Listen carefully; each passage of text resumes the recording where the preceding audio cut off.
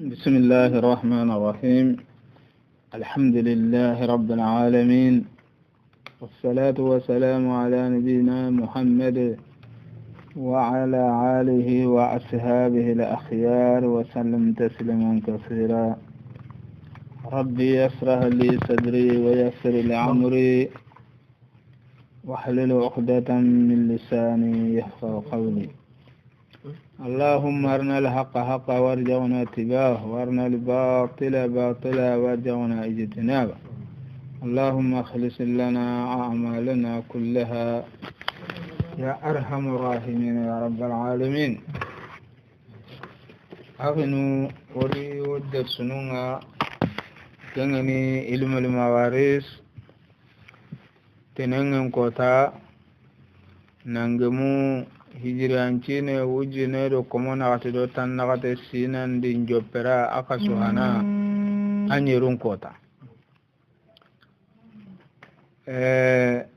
nandaga gamu miladincine usbawuncine nyirge wujinu hilli do sino tamiro sego kasu kobundi ntamundo nyeru nangamu odersu tanjikendo banandi ojope kitabe ke tanji kendo dersu banandi o hay kenya illenki nandaga gamu awulum babu a hijibu hillandinga aha wondaga ثالثا ati sikkandi وتعول لتسعة kobu nyeruwa awulu nyana nandaga kobu ha tumu awulu nyana nandaga kobu tumu ani awulu nyana tanu menume tanu nakati ta hananga tumu awulu nyana ti isudu summe ta hillandi awa awulu nyana ti isulu summe ta sikandi awa awulu nyana ti nisfumme ta nakatandi awa awulu nyana ti isulu sanimme angana ke hamiri bani ta angala kahirne aha في مثل الزوج مثال دي سر يغري غنا كرادي كينا تو وثلاث أخوات ادو اغنو سكي متفرقات كو اغنو غني يغرو حتى من اغن كالتنون منمي سيكو غما حتى بانچيري اغ سريغه اغ لبي اغ لومي akarana ku bana atoko boku benu gana gari togo kundu asuni yagarumanu nyai akara di kina togo ado agi segege yagare do agi lumi yagare do agi labbi yagare mbane wa ummin ado sarema ari ku togo asluha sittatun masala asilunya na tumwai للزوج النصف من غنينا tumwa ki awa marhalati aha wanda gada hana kebiro nari marhalan aha للزوج نصف ya kinena tagande mutu ثلاثة sikko tumu tagande sikko kinena ut aha وللشقيق النصف sekira nga tagande mutu sikko ثلاثة agani sikko ولكل من الباقيتين السدس اثنان hillo yagaruku benuga togo ina sulusu mutu sudusu mutu bane suga dana sudusu mutu اثنان sege yagaren i sudusu mutu labi yagaren i sudusu mutu lumi yagaren i sudusu mutu aha وللأم السدس واحد sagani sudusu mutu bane فعالت لتسعة masailan baga awa daga nan daga ma kobu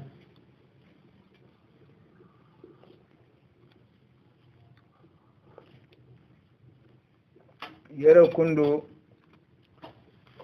ferlangumu nyamenu mai soro karage ferlangumu nya soro karage o hati awlun cababul lini timmeniya meni lini awlun ganyana ازدحام الفروض في العسل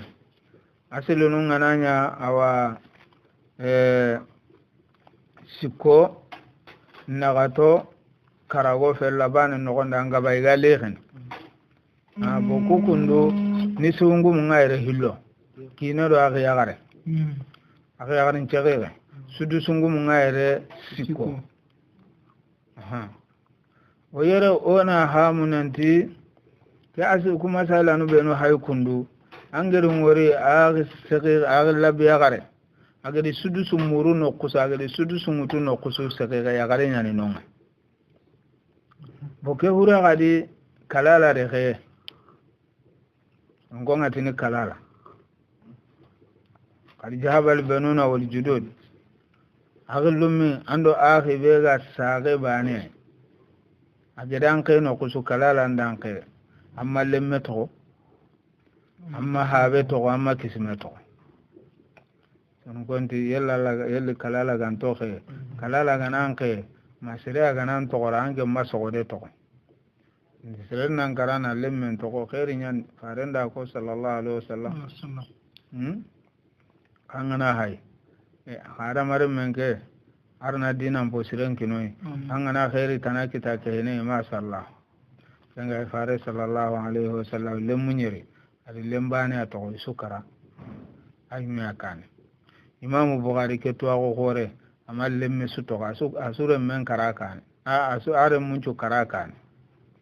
imam an-nawawi shaykh ibn taymiyyah shaykh al-islam shaykh ibn taymiyyah kuma ya gare me sakatina lemme sar wa ibn taymiyyah ma ya gare ya imam an-nawawi hube gadi riyad salihin de bere kunchu ma ya gare ya na hakal shirkin yero kundu tumu haga da awlu nyati menia kobu adini sunya ko hude baya oti awlu oti masaila nuko awa menu mena awlu lonu masaila nu menu medi usulu masaila ni nyerua oti awlu lonu masaila nu menu medi nyeru kedi sikona siko kandoka sita naam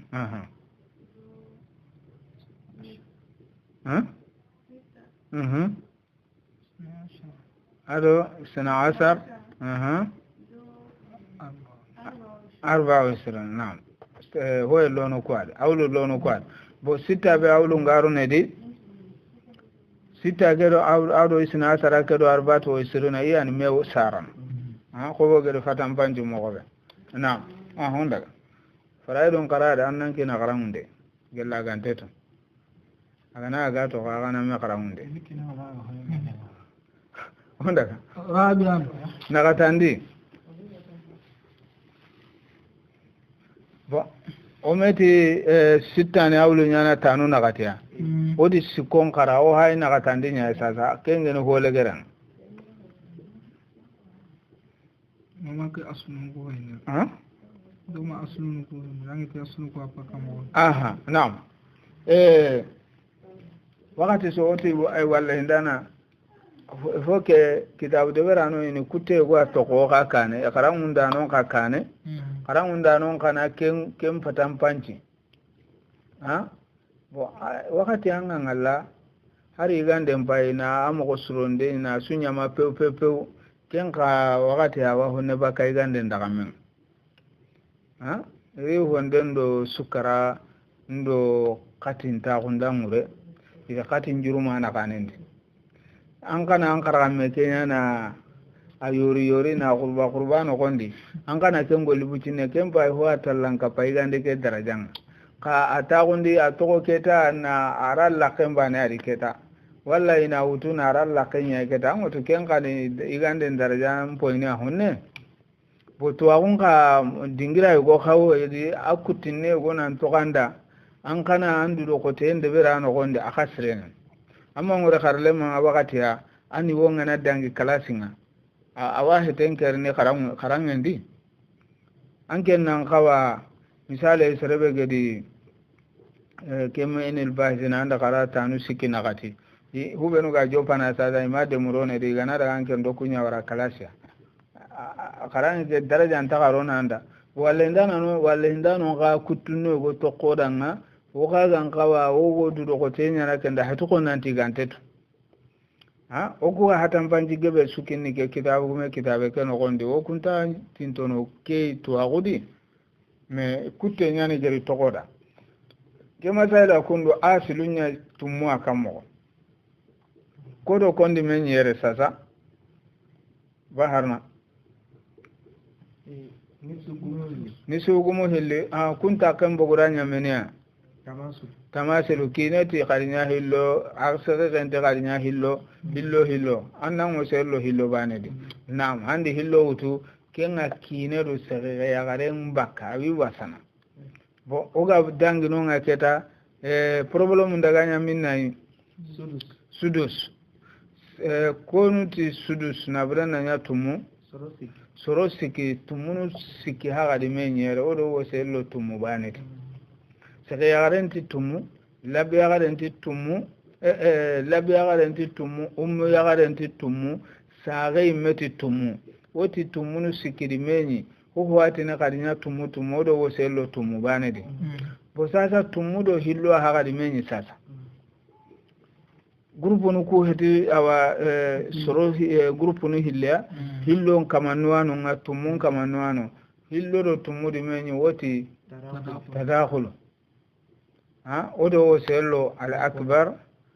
odo wosello tumudi odi masala aslinya tumu bo kebere ke asbabun nan tigi asli masala nganya tumu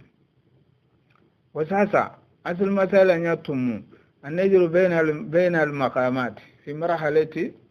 ta'sil tumudo hilloni menia tadakhulu amma fi tasih tumudo hilloni menia tawafuq bi tawafuq bi tumudo hillo tawafuq bi nis tumudo sikko kena tawafuq bi sulus tumudo awasa hillo surutumi idi hillo kinya suruttum idi sado hillo kinya antini kenna men anajru baina ar-ru'us was-sihah nis hillo sado hillo kini suruttum hillo kutuba ka tumudi men toko hillo kutuba kede gadi hillo bo nisu bogra hanani hillo ay anna tumu sagandi kati la kati sikoi ana tumu sagande kati awa ini sunga siko bo anna siko uta anna keto asil masailand bo kebere asil masailand nganya mo sui keta anna nisu muta anna keto asil masailand misale ndoga ti tumudo siko tumudo hillo tawafo binis liti masaila egoy anga awa hillo kinni sorotum ya مثلا زوج وأم وستة إخوة شقاق mungkin ena nisu siko saya na sudu sumutuba atau ko ilu na kenkeni ake yutumia na sere karari kina togo adima togo ado agi sigire yugutumi ana linganda me antitele no late sere kara ade awa agi lenyugu sorotumi adu kunto do huremma sagan menu tunonga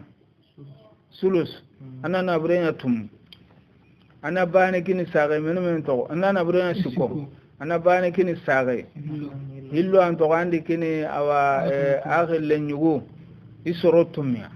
arande takande naka sorotumi andi hillo kina oti tawafuq binis tumu takande menu me andi siko to andi ketu sikodi ko andi siko to na ketu sikodi ko وما له في العسل عقده مضروبة في الجيج والسام مثلا ني سكو ساغد من موتو bane ana bane ta qur'anu sikut bo masala ngani sikko agille mun chorotu mi men kita hillo ketu sikkodi tumu sorotu mi ho na bana ut bo kano ge tandanga النجر بين المقامات في مرحلة التعسيل أدو النجر بين الرؤوس والسهام إنجار نونا أويل من كنت أنا تني هو يقول أنا تداخل دوكي أنا ناري النجر بين الرؤوس والسهام أنا التوافق وندك رابعا نغتندي وتعول لعشرة تموا أصل أول نانا نانكني تموا agadi sulusanin ko hudwa no gobe fi misli zawjin sere ankara adi kina to tumo awlu ke gan gona ari agadunya kerere da sunya ya garin kalle wa ukhtin li abawayn ado agnu hilli awa ya garungeni ido hurenga sage habe wa ukhtin li abi ado agla bi garin bane wa ummin ado huremma wa waladayha ado huremma re mum pilli kingen wa gillum minum pilli sere karari kina to ado awasa segere ya garu hilli segere ya garin bane do agla bi garin bane do sage do aglu minu hilli ado gama tala bane tintono me anga makro sake dibana de أصلها ستة أقام سالا سلوني تموي للزوج النصف الثلاثة كينينا تغاند متشكو ولشقيقة النصف الثلاثة شقيقا غنا نصف متشكو وللأم الثلث واحد ساغنا تم ثلث مربانا نيرو وللأخت لأب الثلث واحد أغاني ثلث متانيا سبو أني سدس متباني ande ko hunyero anyasego walil waladaini lil ummi sulusu isnani agalo minum billina tum musulusu murus hillo ani kenga hillo ko husego anyatam fa'alat li 10 muntaha tammu awa haike aganya tumu ganya sababu na awa nkinya matamwa ke hai awlu legerenga muntaha awlu sitati tumu diganati tumu adi awulu nya kati tamudo bane ani menu kon anati mustahil keni nyambele ay arante awo igananti hure kay go kuma gade sere karadi kina to adi yakento adi kina to adi yakento ani menu kon عندنا يا قايل ترندين امبويني كان مستحيل يا كنت وين قال لا ارنو كسي كافرون بلاونا قال لي كنيا غنا كتكند بر ibo nyani ya gare yaki akanya ya gare yaki wo tana ya kadi ken kala nyana ikundi boyero kundu meni sababuni tumura ganti awlu nyana kati tamudo bane pasi tumu fellangumu tumu fellangumu akan banna na katwai tumu fellangumu kan banna na katwai yere kine wae otula bengaira otu sage gangaira sage wae okuteni lo tumu fellangumu kan banna karagwai makia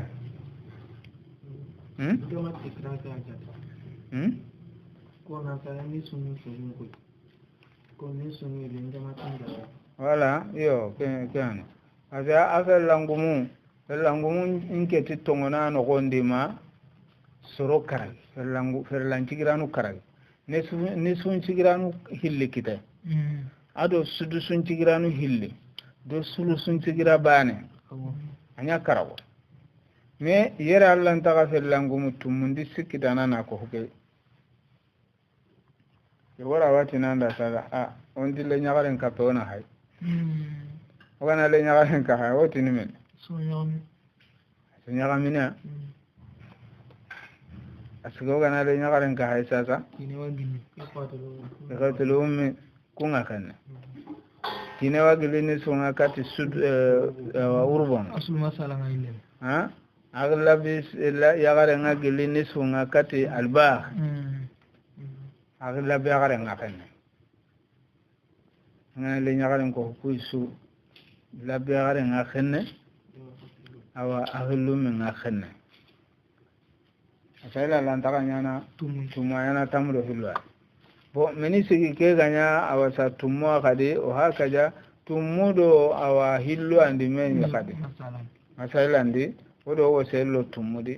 oda awa hokore mutu bo ke ani masala legerenga tumusudu sundi walla gana nya gelo gana duguta awlu nuku sikiya tambihinu uyogonu wayre kundu ifeydante no mogo siri woni saha woni hoy woni kwano kondi oga hube murnu terin ganda non maga tuwanu ngel hube ko tuwanu nti tuwago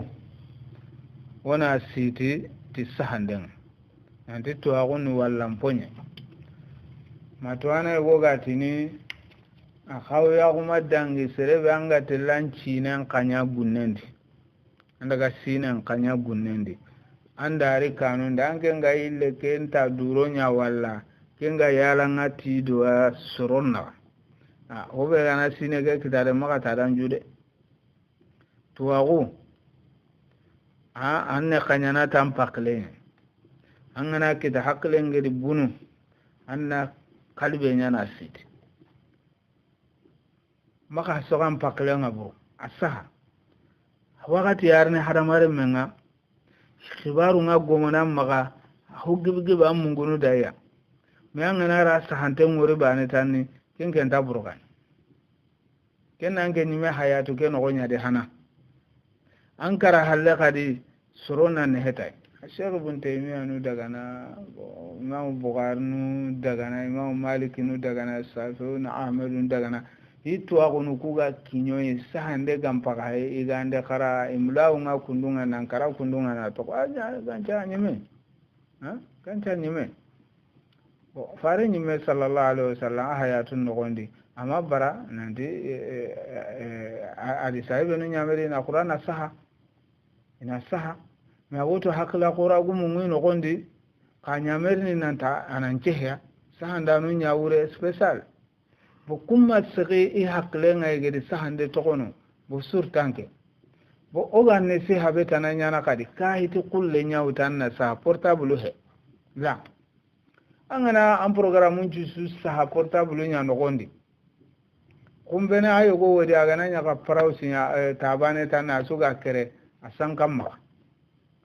beli sorobe no kallenga dingira yo go ko khibaru nga gogo ibe no gada karangen karai gadi tusiri alla waro no nokoyogo hara angana daga wandi internet ya kundunga hari anyi meho ga halarini angere ho sahay awanna hana ka kenno hona ka sintea kasi anke nyime ga karakota su sereta na ranta ga golina palle ampai kudu sekere no kube no rondini gelangana ayogo sekeren ko yogo Allah ta ko ni yogo anke nyime ga karaba na sanku to ko gibbe sedintenya haydo hankenga internet no kudi agibbe sera ganta ga ire tarpen parce que anke mbane andi sa na gundo nimero be ambane ga tuna kellai anke ga karaba na nyime setana ranta ga kitana me asa kitabu maka hoko serda me asahan na wara angana karakota sallim mun ngana ra jaga na la jaga ina gebe nyani no igana hakita ne nan ko tanke nyime na hakali sirakino bo kuyo ku kundu ina hangi de ka won maga sege kiyani ona sigere yalla Allah subhanahu wa ta'ala gana wo gollu la godane khalasin dora assalamu alaikum wa rahmatullahi wa barakatuh